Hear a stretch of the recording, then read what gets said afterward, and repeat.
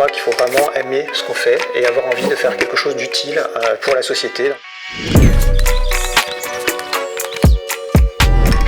On répond à cette demande en formant des techniciens supérieurs et des assistants ingénieurs de très haut niveau.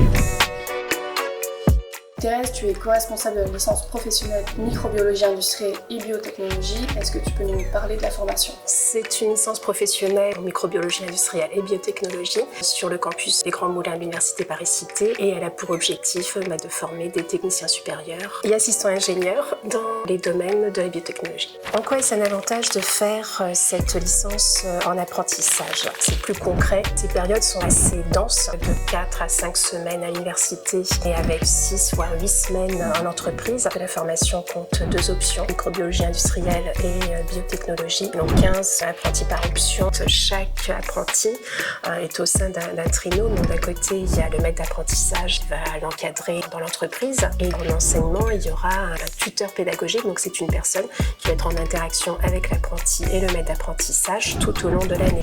Alors, pendant tes études, quelles difficultés as-tu rencontrées ? Moi, c'est ma timidité. Il m'a eu quand même des cours de communication. Ça aide à pouvoir se libérer de cette timidité et pouvoir communiquer. Puis, c'est quand même quelque chose d'important, même dans le laboratoire, dans la vie de tous les jours. On est amené à pouvoir communiquer sur nos résultats. Y a-t-il un sujet auquel tu aimerais sensibiliser tes futurs étudiants? C'est l'importance en fait de se créer un réseau professionnel. Pendant la formation ou à l'issue de la formation, ça va favoriser également l'insertion professionnelle. Il ne faut pas perdre son temps pour commencer à chercher ce contrat en apprentissage auprès des laboratoires.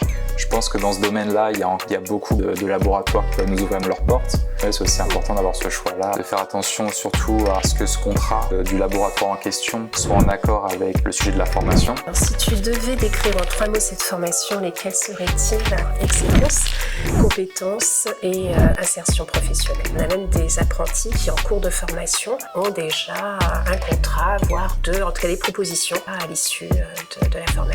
Donne un exemple concret de projet de recherche ou d'études de cas sur lesquels les étudiants travaillent pendant leur formation. Avec 2 options, on a une possibilité assez large dans des secteurs très variés, de la recherche pharmaceutique, dans le domaine biomédical, l'environnement, l'agroalimentaire et également dans les instituts de recherche. Et donc au niveau des projets concrets, eh bien, on a des apprentis qui travaillent à découvrir des traitements sur des pathologies en cancérologie, qui travaillent sur des systèmes de dépollution, de bioremédiation, qui produisent des ferments pour l'agroalimentaire. Donc en quoi cette formation répond-elle aux défis actuels de l'industrie pharmaceutique? On forme des techniciens supérieurs et des assistants ingénieurs qui correspondent à des postes qui sont très demandés par l'industrie pharmaceutique, mais aussi tous les acteurs bio-industriels. On répond à cette demande en formant des techniciens supérieurs et des assistants ingénieurs de très haut niveau.